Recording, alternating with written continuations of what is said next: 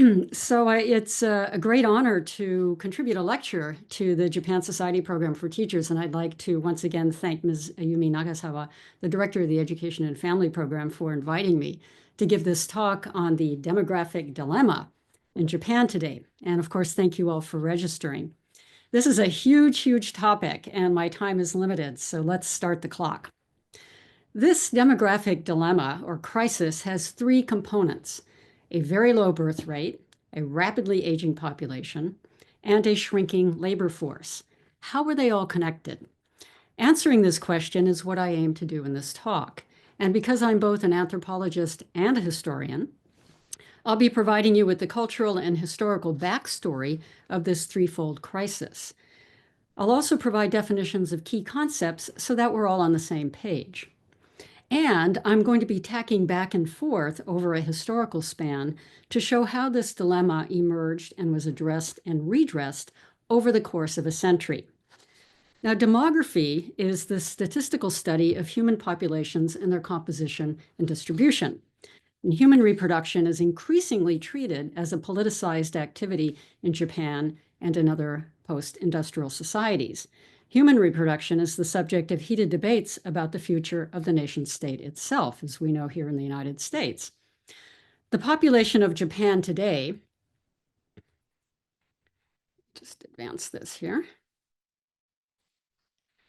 is around 123.7 million people, and it's predicted to fall below 100 million in 25 years. That's what the population was in 1970. In 1970, it was 100 million people. But this graph shows the stark difference between the 1970s and 2050.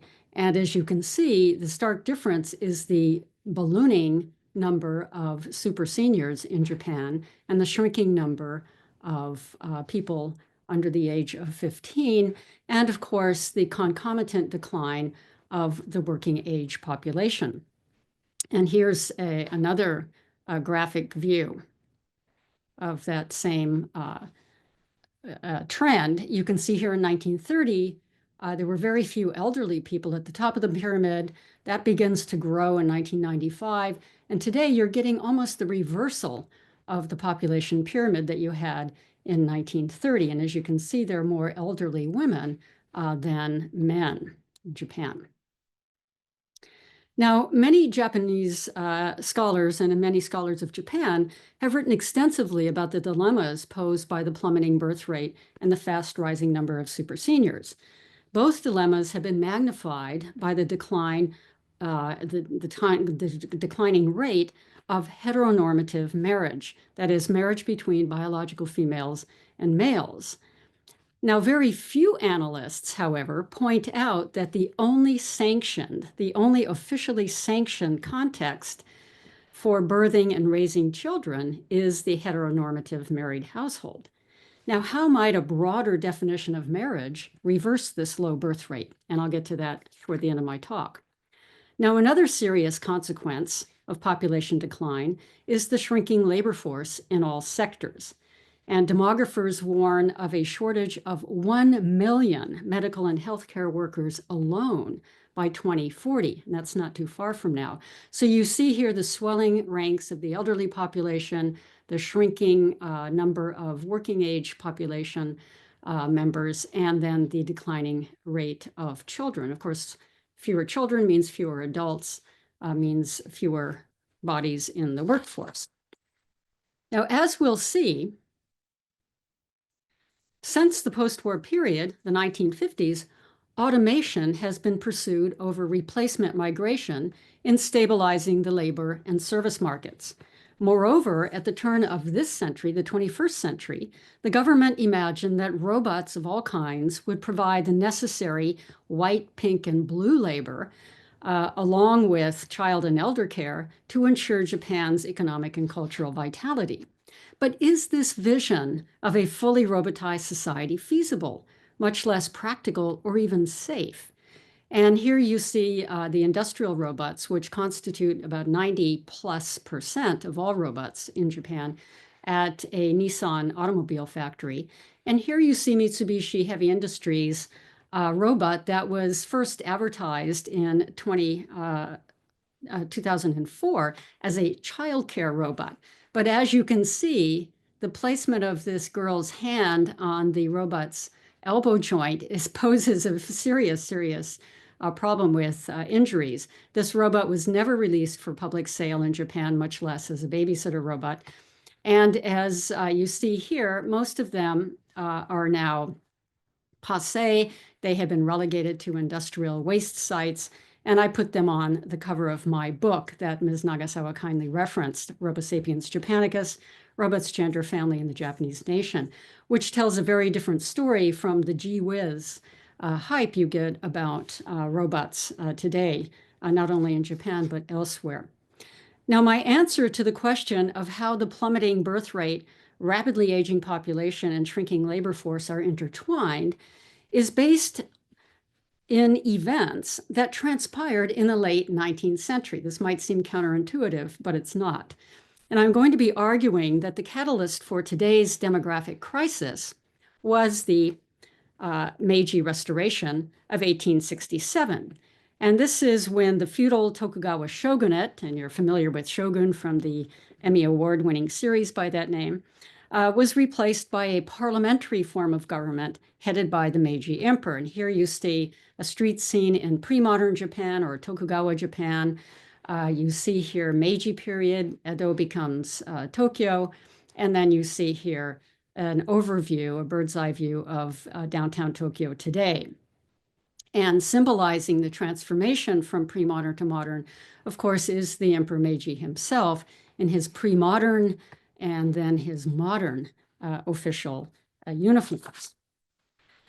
Now, it's important to just mention that the imperial line of Japan has been unbroken for about 1,500 years. But during that time, since the late 12th century, there were a series of military or samurai regimes in Japan. However, they never overthrew the imperial household. The imperial line was preserved to legitimize each successive new military administration. So after the Meiji Restoration of 1867, the emperor was restored to power, and the imperial household moved east from Kyoto to Edo, which was then renamed Tokyo, or Eastern Capital. Long story short, the new regime pursued a course of selective westernization.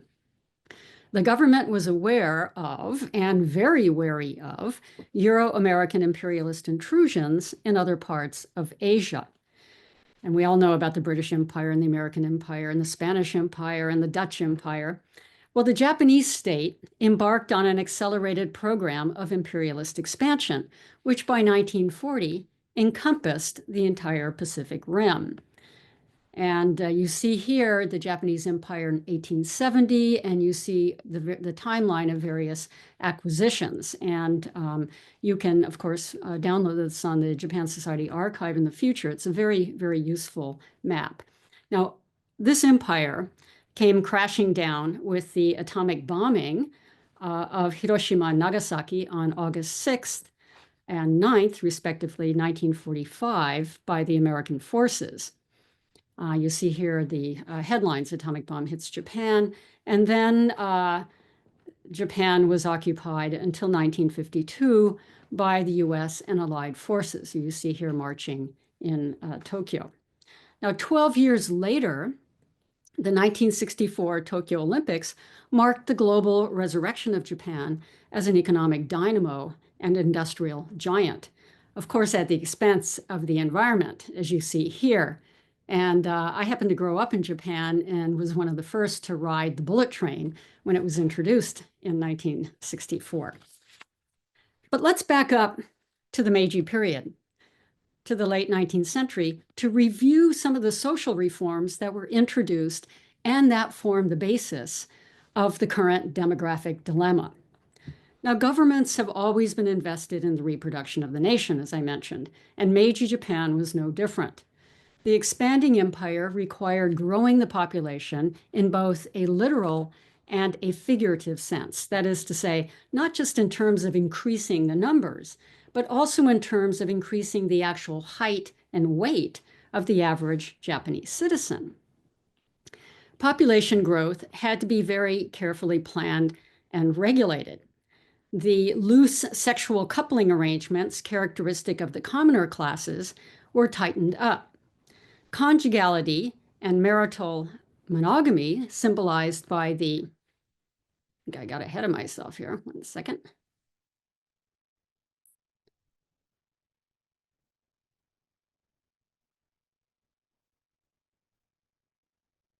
Symbolized by the Meiji Emperor and his wife, were introduced in the new Meiji Civil Code with an emphasis on the importance of paternity.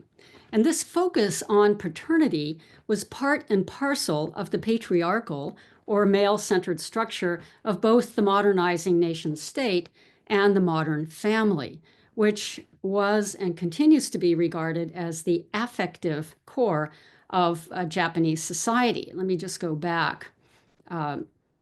This is the woodblock illustration of the formation of the parliament called the Diet in Japan under the Meiji Constitution in 1890.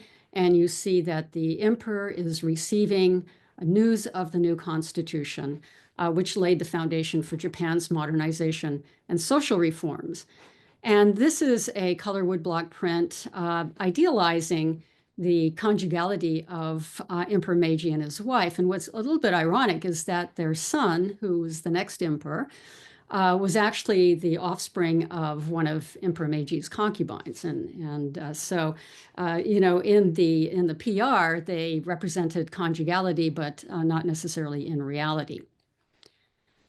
The Meiji period emphasis on monogamy and conjugality was accompanied by the creation of a new dominant sex and gender role for females, the good wife, wise mother, or ryosai kenbo. And this put women firmly in the public or household domain. There was no male equivalent role established. There was no good husband, wise father.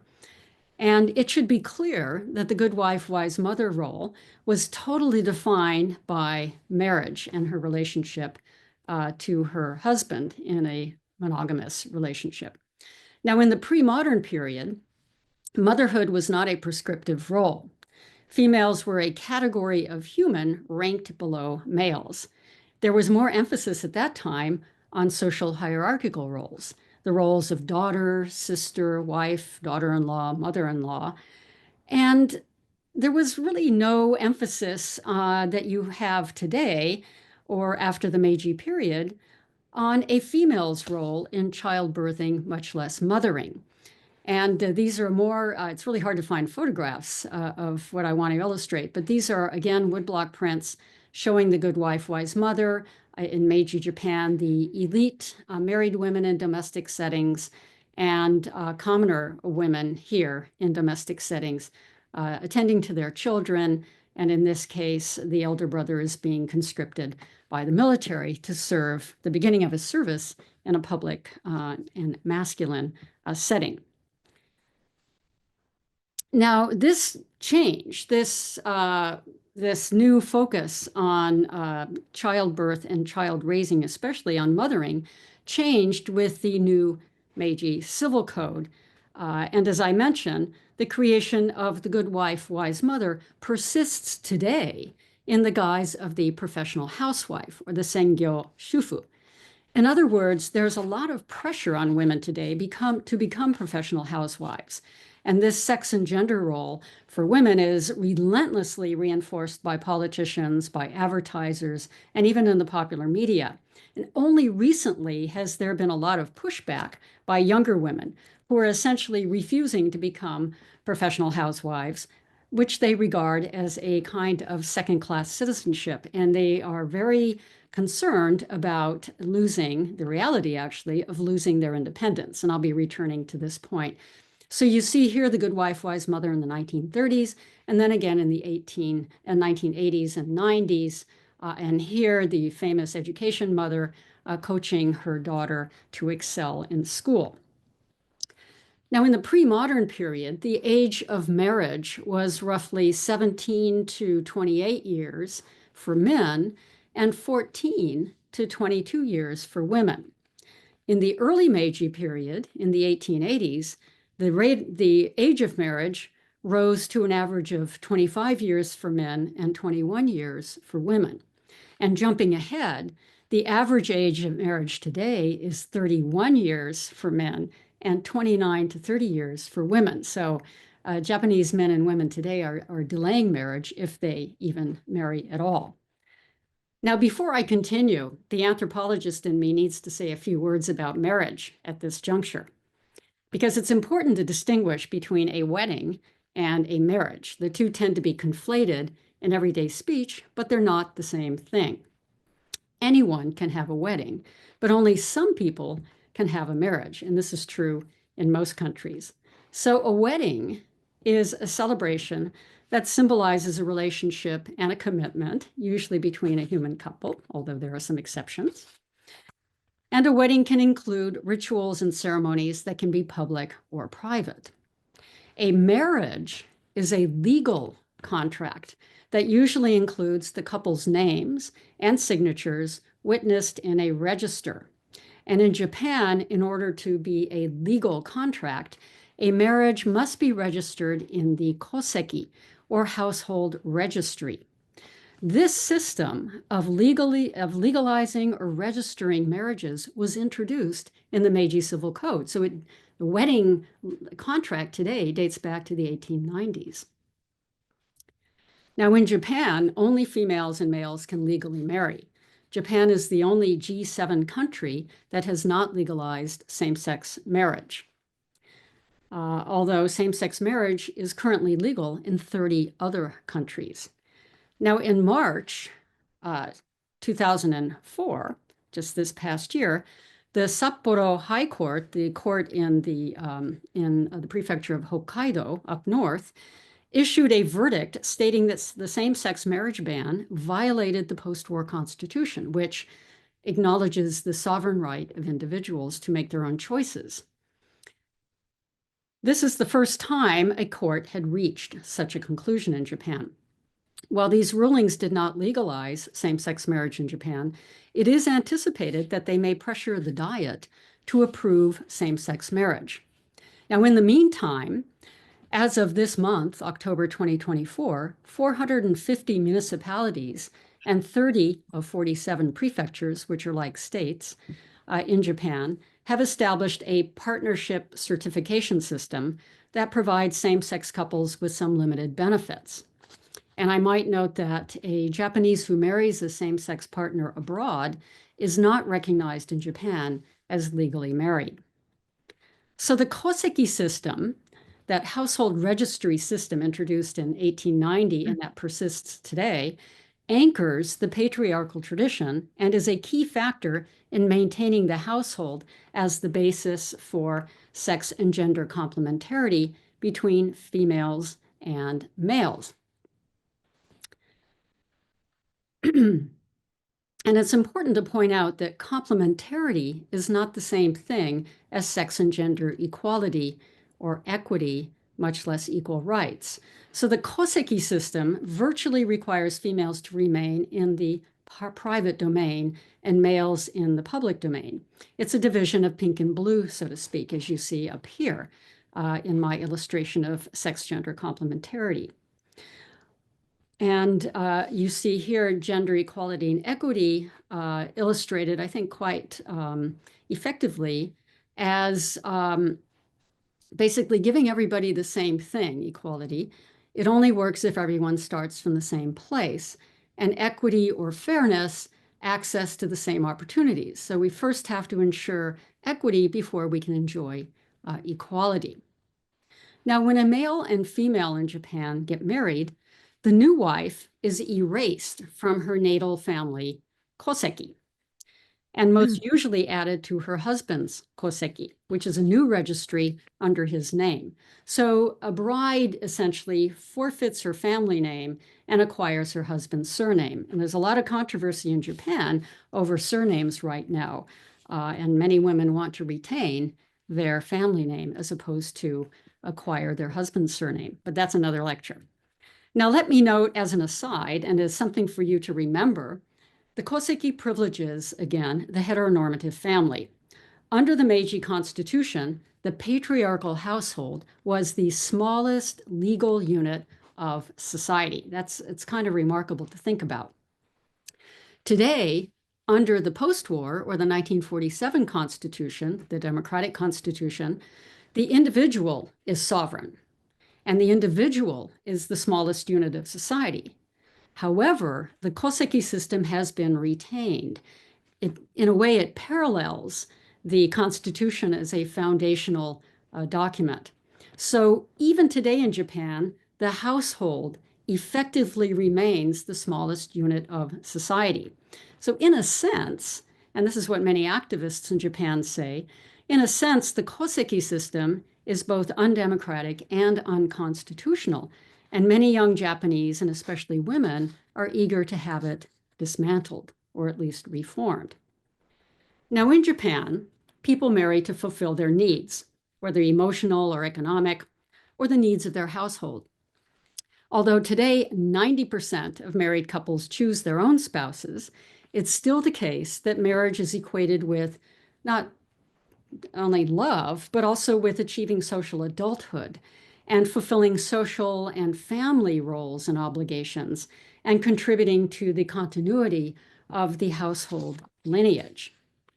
An increasing number of women and men do not want to get married in Japan. Women are fearing their loss of independence. Men say that they're not earning enough to support a family. Children are very expensive. They are worried about increasing their workload and other obligations. And many young Japanese want to live free of familial obligations. So you see here, people still want to get married, but an increasing number of women and also men don't want to get married. Now, today, as in yesteryears, women who give birth outside of marriage are often ostracized and shunned and treated as outcasts to a certain extent. Single mother households, whether by virtue of unplanned pregnancies or due to widowhood or divorce, are among the most impoverished in Japan today. And in the context of unwanted pregnancies, you may be interested in noting that until 1998, when birth control pills were made easily available, that's another story, the primary method of contraception in Japan, and in fact remains, was condoms. And you can get them in vending machines along with everything else, practically. Now, let me return again to the Meiji period. As I mentioned, the government was keen. And I wanted to show you a picture of how the plight of single mothers in Japan, again, one of the most impoverished sectors of Japanese society, has now become the subject of a documentary as of 2023, directed by Rion McAvoy. It's a scene, this is a scene from the movie called The Ones Left Behind, The Plight of Single Mothers in Japan. I haven't seen it yet, but it should be a very interesting and informative film. Now, let me return then to the Meiji period. As I mentioned, the government was keen on growing the population and improving Japanese bodies. So the pundits were concerned that Japanese females and males were shorter and weighed less, they were less robust than their Euro-American counterparts. And the politicians were worried that this might make Japan and Japanese soldiers in particular less competitive in their empire building project. It's kind of a fun slide that shows 18-year-old men born in 1896. Actually, this should move. I'm not sure why it's not moving, but then they sort of automatically shoot up to 5'6", which is the average height of 18-year-old men today. Japanese women in the Meiji period were about 4 feet 6 inches, and they are now averaging about 5 feet 2 inches.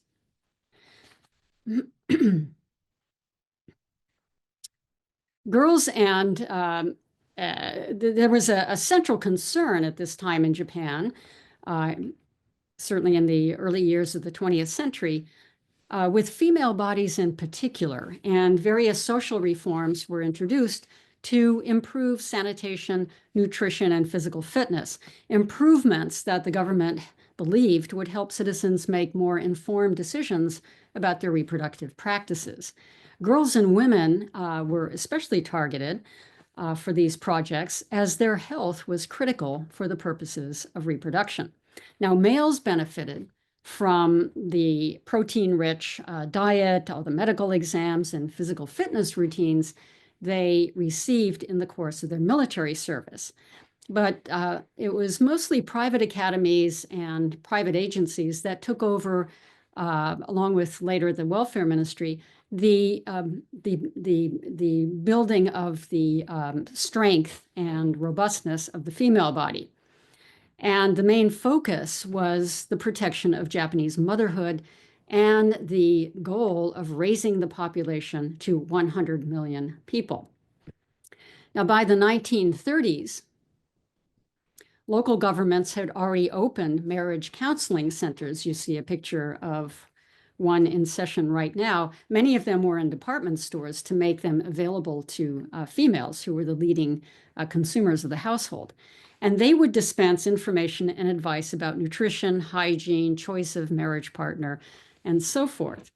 These counseling centers were designed in part to shift the responsibility of arranging marriages from family members and relatives, as was the case in the past, to private agencies and even government ministries. And today, it's mostly private agencies that are serving as matchmaking, a matchmaking function. Now, in the late 1930s and early 1940s, during the heyday of Japanese empire building and imperialist expansion, fertile mothers were praised publicly by the welfare ministry, which began referring to them in the media as kodakara butai, or fertile womb battalions. In this way, women were, like males, conscripted for military service. Of course, it's female ability to give birth that was conscripted for military service. And you see here, I blanked it out in case there's anybody who's very sensitive about looking at naked babies.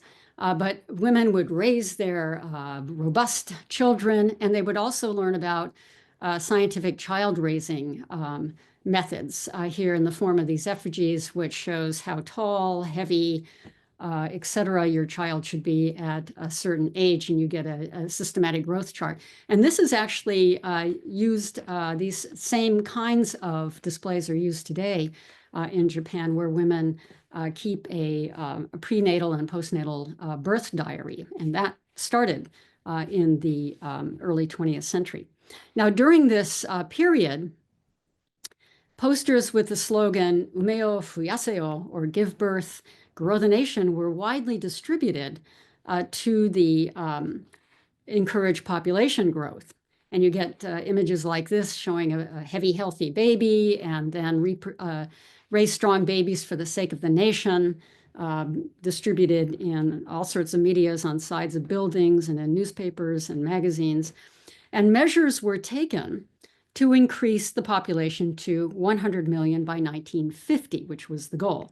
Now, the government also lowered the official age of marriage and withheld contraceptives to realize a national ideal of 5 children per family.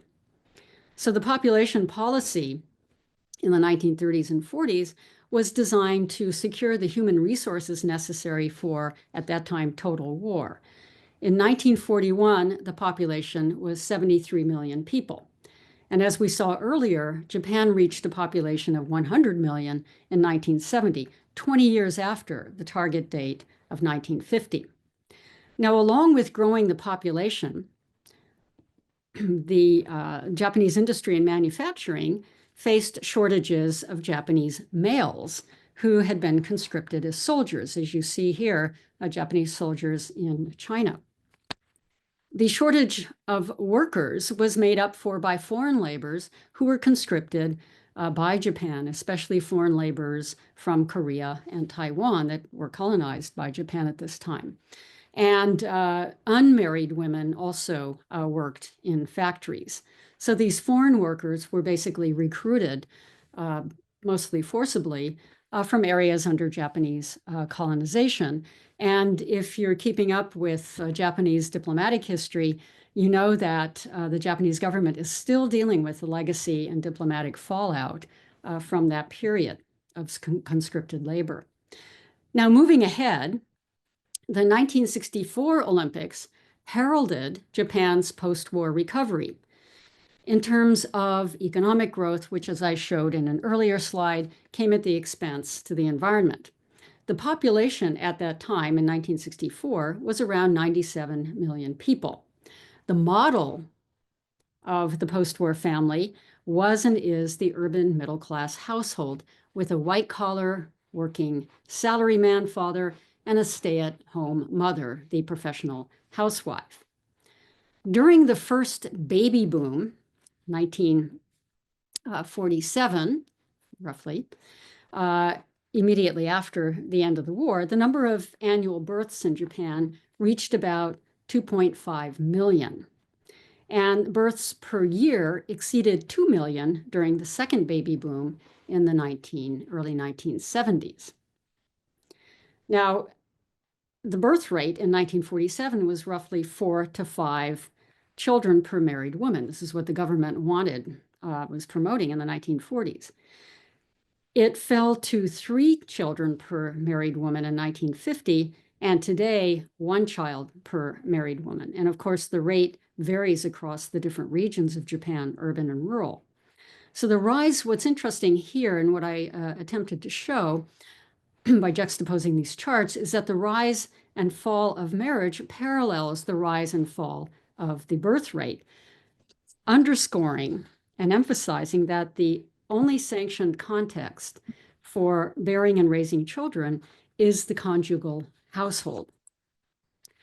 Now, one more thing about war related to the labor force issues today, because they're all connected. We know that war is devastating and destructive. It's a failure of humans' abilities to solve problems without resorting to violence. Yet many amoral opportunists see war as an opportunity to develop lucrative new industries. And in Japan, as in the United States and Europe, wartime industries spurred automation. And you see here an automated factory in 1950. In post-war Japan, the government and corporations pursued automation over replacement migration in growing the manufacturing sector.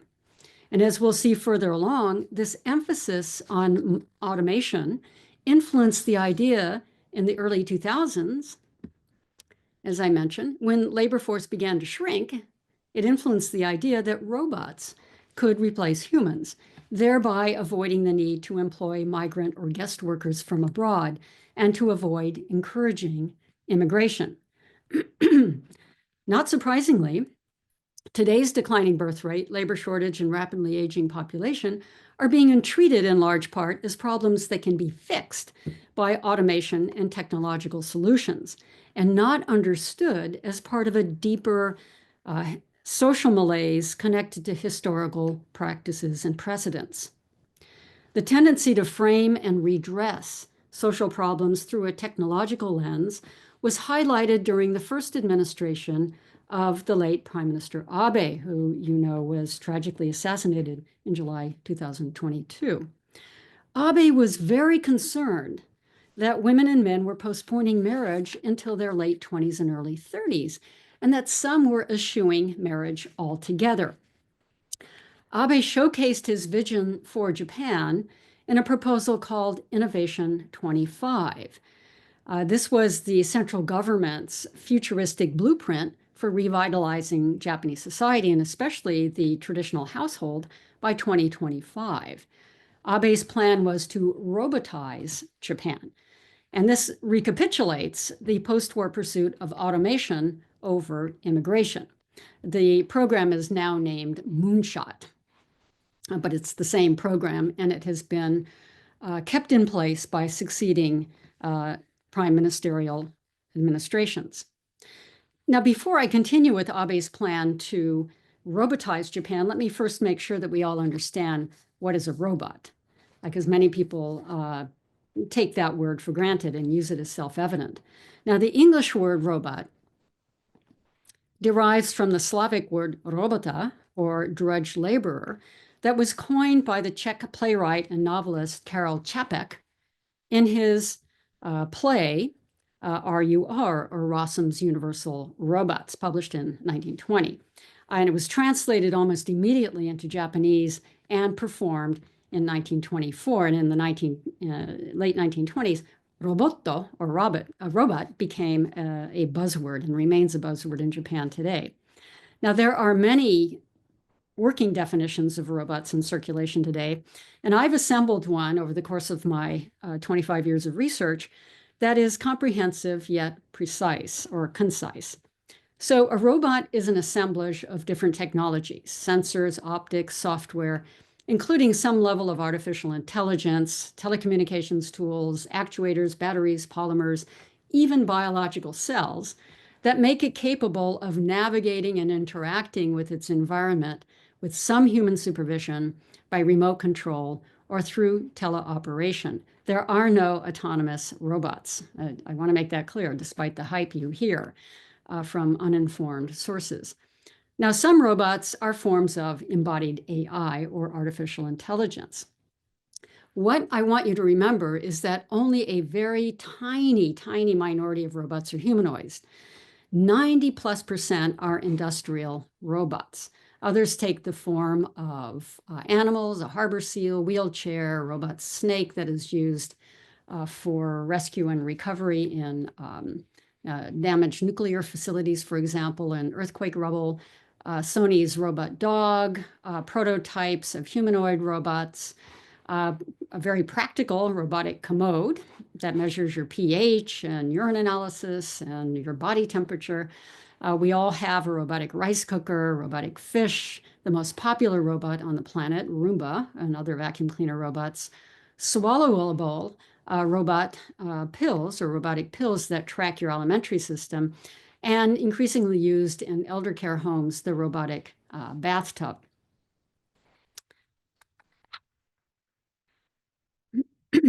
Now, most people automatically think that all robots are humanoids, but as I mentioned, they get all the gee whiz hype, but they are very much a tiny minority of all robots. Most of them are prototypes that never make it out of the laboratory, and almost all are platforms for the development of spin-off technologies. Humanoid robots are extremely expensive, are very complex, and they're glitch-prone machines requiring lots of supervisions and repairs. And I should mention they have very short lives. You saw that the Mitsubishi robot was sent to the recycling center. Now, back to former Prime Minister Abe's utopian vision of human-robot coexistence by 2025. This was introduced in February 2007 as Innovation 25, and it promotes a robot-dependent society and lifestyle that will be safe, comforting, and convenient, he says. What he said. Implicit in this proposal is the notion that a married woman, you see here, who is freed from housekeeping, childcare, and elder care chores by a robot maid, will be more able and willing to have children, and she'll also be less reluctant to get married. She can telework from home. Now, Innovation 25 introduces the Inobe family, the wife and the husband. Inobe is short for the Japanese pronunciation of innovation, so the innovation family. And the proposal was also published as a kind of a comic book called The Day in the Life of the Inobe Family. And they were presented as representing the 21st century model urban class family of 3 generations. See here, the salaryman husband who goes to work in the public domain, the stay-at-home wife who can telework from home, and she's helped by her robot maids, and the husband's parents, and 2 children, basically. Now, note that Yumiko, the Inobe wife, is able to keep a career by teleworking. So she doesn't necessarily lose her career because the humanoid robot is doing all the housewifely chores, but she doesn't retain the same salary she earned before marrying. So in the Innovation 25 story, her earnings are referred to as okozukai, or pocket money, highlighting the sexist differential in wages in Japan. And you see here a chart of annual salaries in 1995. Now, in the corporate world, women's wages are 70 to 80% of what men earn. And there are fewer than 11% of women in managerial positions, even though the former prime minister launched a womanomics initiative to increase the number of female executives to 30% across the board. Hasn't happened. Women's wages in general are significantly lower than men's, and sometimes up to 50%. And you can see here that women's wages stay pretty much the same at the same level over the course of their working lives, while men's salaries continue to grow. So I translated this graph for you and I just put 100 yen as a dollar. In 1995, men were earning roughly 27,000 a year and women 23,000 a year. And women's salaries never get above 30,000. In 2023, men's annual salaries averaged about $46,000 and women's 35,000. So women's salaries have remained pretty much stagnant. Now, the 2024 Global Gender Gap Index, which is published annually, ranks Japan as 118th out of 146 countries. Japan falls behind in gender parity in 4 categories: education, health, economic opportunities, and political leadership. Well, 2025 is just 2 years away, and it's been pretty obvious over these past 15 years that no humanoid robots are even remotely capable of serving as housekeepers, babysitters, and elder caregivers.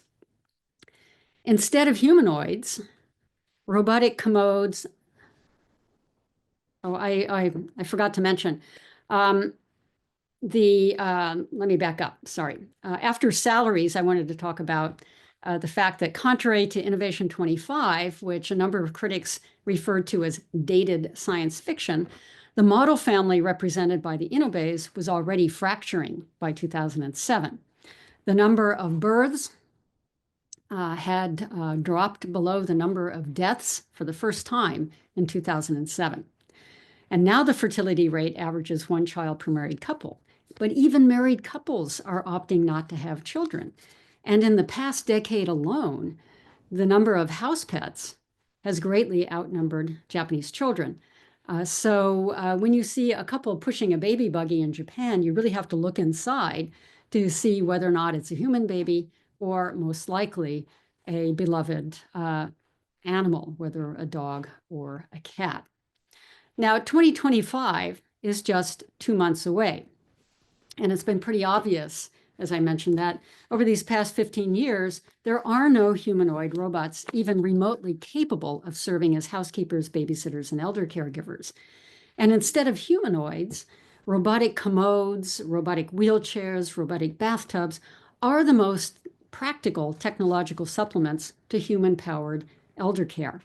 And in fact, a majority of roboticists who were part of the robotic caregiver hype in the early 2000s now say that the most reliable caregivers are humans and that the government needs to recruit more foreign doctors, nurses, and caregivers and other workers from abroad, as well as to increase the pay and improve the working condition in those professions for Japanese and foreigners alike. So you see here a foreign caregivers in an elder care home, a foreign worker in a Japanese convenience store, and foreign workers in manufacturing businesses.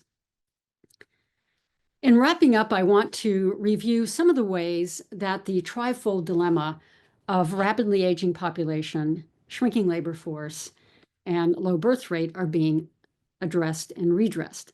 Now, one thing that the government can't do is resort to the wartime military regime's attempt to control people's private reproductive lives, such as withholding contraception or pressuring women to become fertile womb battalions. Nor can the government forcibly recruit foreign conscript laborers.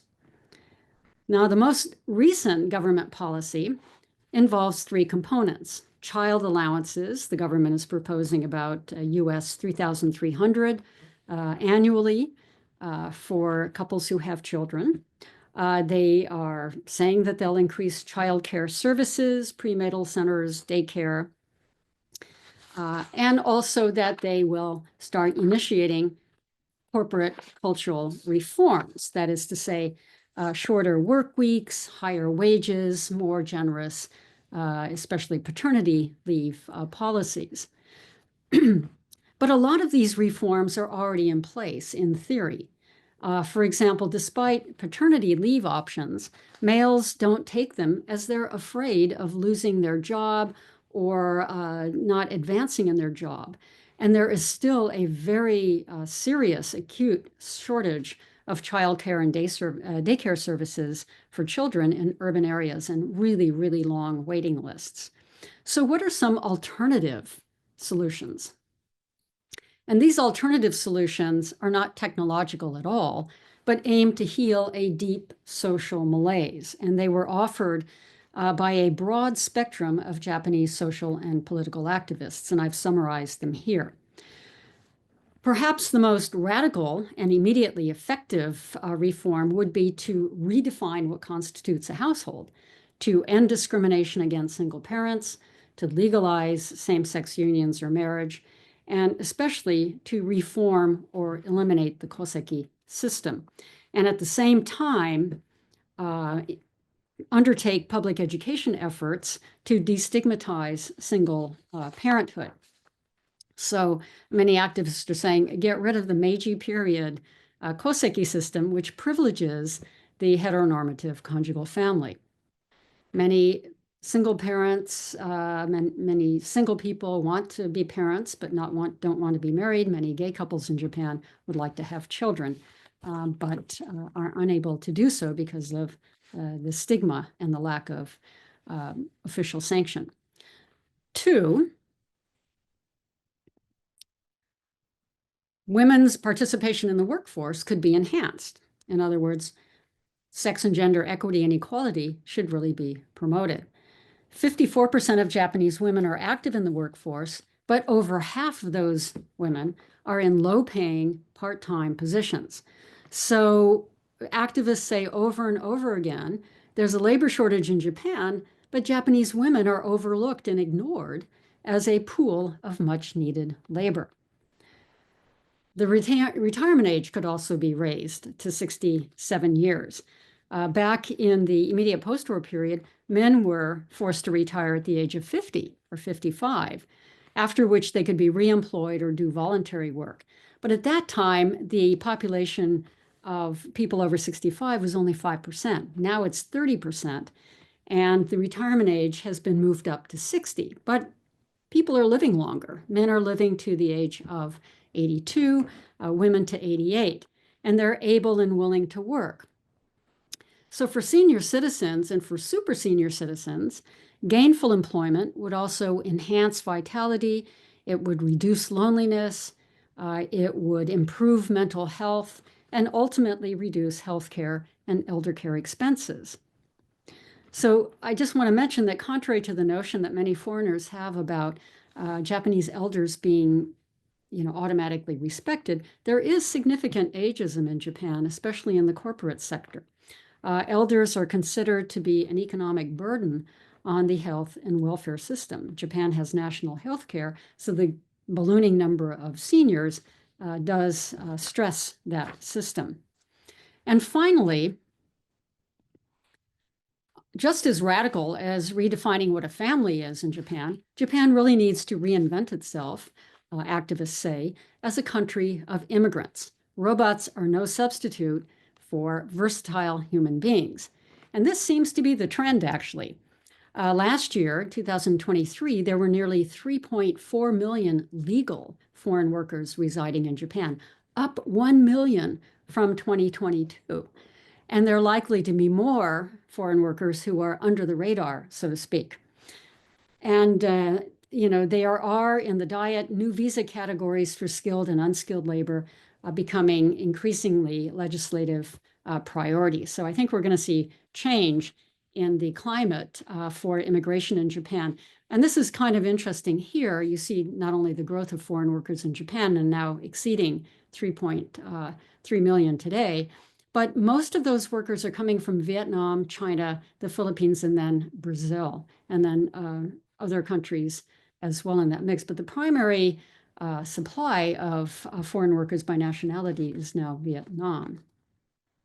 Well, I hope I've given you a historical overview of the trifold demographic crisis in Japan and have helped show how they are all connected and have their common origins with the establishment in 1890 of the Meiji Civil Code and attendant social reforms, and particularly the Koseki system.